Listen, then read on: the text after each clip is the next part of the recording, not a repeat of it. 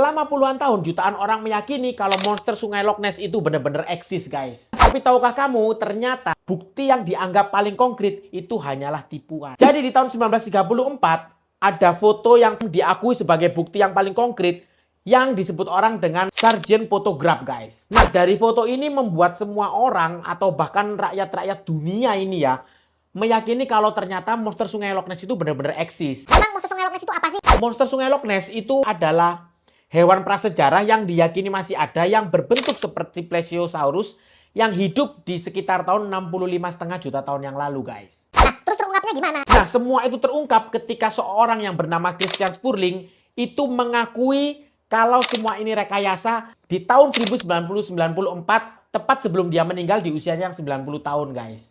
Nah, si Spurling ini mengaku nih kalau ternyata dia itu juga terlibat dalam rekayasa untuk membuat orang percaya melalui foto tadi kalau si monster Sungai Loch Ness itu benar-benar ada, guys. Nah, kalian pasti penasaran apa motif dibalik itu semua. Semua ini terjadi karena si sosok ini yang nanti akan aku sebutkan namanya ini merasa dendam karena pada suatu ketika dia itu meyakini kalau jejak yang dia temukan itu adalah jejak dari monster Sungai Loch Ness.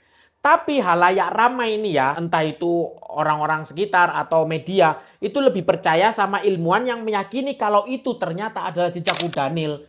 Dan setelah diteliti, ternyata itu memang jejaknya kuda Nil. Si sosok ini akhirnya nggak terima, guys. Sebut saja namanya adalah Marmaduke Wethrell, guys. Si Wethrell ini merasa sakit hati karena akhirnya terungkaplah kalau si jejak yang tadi dia gadang-gadang itu sebagai jejaknya si monster Sungai Loch Ness itu ternyata cuman jejaknya si kuda Nil. Nah, karena itu akhirnya dia merencanakan sesuatu agar semua orang percaya kalau apa yang diomongnya itu benar, guys. Akhirnya dia itu menyuruh menantunya, yaitu siapa? Si Spurling tadi, guys. Dia itu mengaku kalau disuruh oleh Wethrell untuk membuat kayak boneka yang menyerupai ular laut, guys. Kemudian nggak tahu itu diedit sama dia ya, dipasang ini, pasang itu.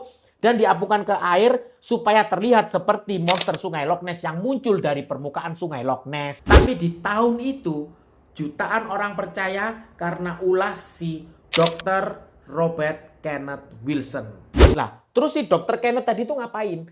Nah, tugas si Kenneth itu tadi adalah mengirimkan gambar ini ke media supaya disebarluaskan. Nah, dia itu mengaku sedang jalan-jalan pagi. Nah, ketika dia lagi jalan-jalan pagi itu kemudian melihat ada pergerakan di air sehingga dia menghentikan itu mobilnya dan kemudian mengambil foto itu. Jadi ini skenarionya mereka bertiga ya, guys. Nah, sampai sekarang juga monster Sungai Loch Ness itu belum pernah ketemu ya.